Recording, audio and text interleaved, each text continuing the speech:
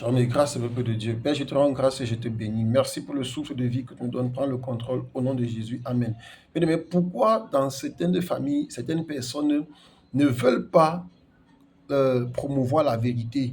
Quand bien même les choses sont réelles devant elles, et ils refusent la vérité. Aujourd'hui, le Seigneur m'envoie à travers le livre de Actes chapitre 19, à partir du verset 23, sur la révolte d'Éphèse, pour vous expliquer cela.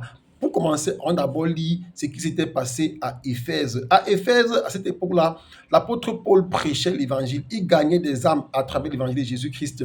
Mais qu'est-ce qui va se passer? À partir du verset 23, nous pouvons lire, il survint à cette époque un grand trouble au sujet de la voix du Seigneur. Un homme nommé Démétrius, orfèvre, fabriquait en argent des temples de Diane et procurait à ses ouvriers un gain considérable. Donc, il fabriquait des temples de Diane. Diane, c'est qui? C'est la déesse que les Éphésiens adoraient. On l'appelle aussi Artémis, la déesse Artémis, la déesse Diane. Les Éphésiens croyaient qu'elle était descendue du ciel. Donc pour eux, elle était descendue du ciel et ils l'adoraient. Donc quand l'apôtre Paul a prêché l'évangile, lui, avec ses serviteurs qui étaient là, ils ont gagné beaucoup d'âmes. Et voyant déjà que le commerce des idoles ne marchait plus, le commerce des choses qu'ils fabriquaient avec la statue, la déesse Diane ne marchait plus. Qu'est-ce qui va se passer?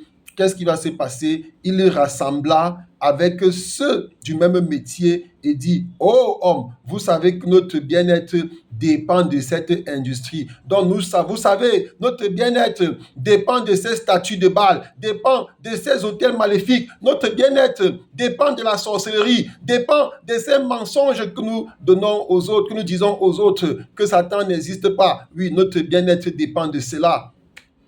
Vous voyez et entendez que non seulement à Éphèse, mais dans presque toute l'Asie, ce Paul a persuadé et détourné une foule de gens en disant que le Dieu fait de main d'homme ne sont pas des dieux. Donc, vous voyez, ils sont en train d'accuser l'évangile de Jésus-Christ. Ils accusent Paul. Et c'est la même chose que nous vivons. Tous les jours, nous vivons cela. Quand nous ouvrons les yeux des gens, ils attaquent sous plusieurs formes. Et c'est ça que Paul a longtemps fait face à des attaques pendant son ministère. Ils disent maintenant, le danger qui en résulte, ce n'est pas seulement que notre industrie ne tombe en discrédit, c'est encore que le temple de la grande déesse Diane ne soit tenu pour rien. Et même que la majesté de celle qui est révérée dans toute l'Asie et dans le monde entier ne soit réduite à néant.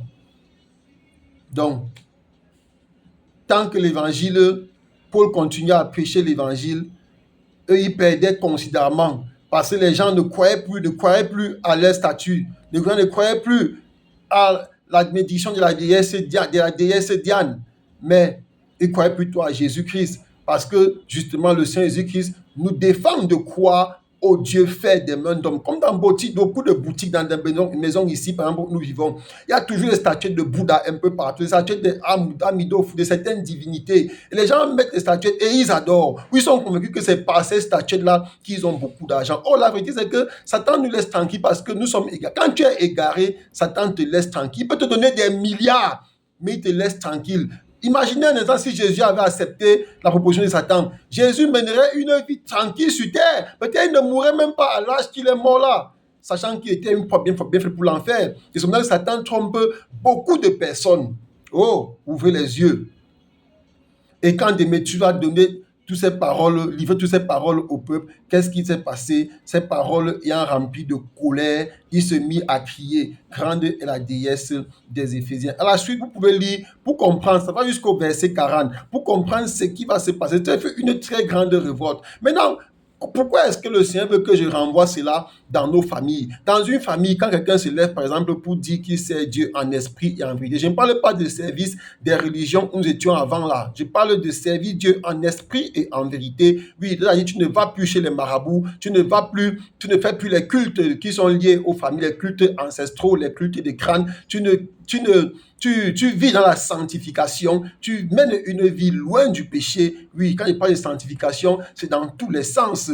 Oui, tu seras combattu. ils vont se lever contre toi. Ils vont faire ce qui s'est passé à Éphèse. À Éphèse, ils n'ont pas seulement combattu Paul, ils ont combattu aussi les autres qui étaient avec Paul. Il y avait Gaius, il y avait Aristarque, il y avait Timothée. Ils ont combattu tout le monde. Et même dans ta famille, tu seras combattu. Dans beaucoup de familles, certains abandonnent. Pourquoi certains abandonnent? Parfois, par manque de soutien. Certains aussi abandonnent. Pourquoi? Parce que la foi, oui, ils ont manqué de foi, manqué de fondement pour se tenir et parfois ils abandonnent le combat et ils cèdent. Et quand d'autres personnes se lèvent, on va dire, regarde celui-là, lui aussi il a fait comme toi, pour finir, nous a rejoint. Maintenant, pourquoi est-ce que dans nos familles, ils le font? Vous allez voir que au sommet, il y a des gens qui sont des représentants de Satan, un peu comme Démétrius. Pourquoi c'est lui qui s'est levé pour exciter la foule? Parce que justement, c'était lui l'homme fort. Donc, c'est lui l'homme fort. Et vous dire que parfois, on ne connaît pas l'homme fort. Mais regardez, à l'occasion de ce que les âmes étaient gagnées au Seigneur, l'homme fort a montré son visage. Il s'est levé. Il a dit, c'est moi le garant de la déesse. Dans la même chose dans nos familles. Les hommes forts vont se lever. Ils vont toucher parfois ceux qui sont proches de vous. Ils vont parfois leur donner des petites choses pour rendre leur vie agréable. Ils vont leur permettre certaines facilités pour qu'ils n'aient pas les mêmes difficultés que vous. Une fois qu'ils auront acquis des choses, ils vont maintenant se lever et vous combattre. Ils vont dire, non, nos ancêtres là, on ne peut pas laisser. Nos arbres sacrés là, nos arbres sacrés, nos grottes sacrées, nos rivières sacrées, on ne peut pas laisser. Pour rien au monde, nos crânes là, c'est important. Pour rien au monde. Ainsi, beaucoup d'âmes vont continuer à tomber et se diriger en enfer. Aujourd'hui, Dieu m'envoie te dire d'ouvrir les yeux. C'est parce que tout marche bien que Dieu est avec toi. Dieu peut être avec toi et tu souffres. Dieu a dit, vous aurez des tribulations. Et nous sommes dans les tribulations. Ne croyez pas que c'est facile pour nous. Hein? Rien n'est facile pour nous. Je vous assure, ce n'est pas facile, mais nous sommes heureux parce que le Seigneur est avec nous. Et le Seigneur dit dans Matthieu 28, verset 20, je serai avec vous jusqu'à la fin du monde. Donc, vaut mieux être avec le Seigneur Jésus-Christ jusqu'à la fin du monde que d'être avec le diable dont le joug est dur, dont le joug est mauvais. Le Seigneur a dit, mon joug est léger. Je choisis le joug du Seigneur Jésus. J'ai pris pour toi aussi de choisir le joug du Seigneur Jésus, car son joug est léger. Soyez abondamment bénis. Amen.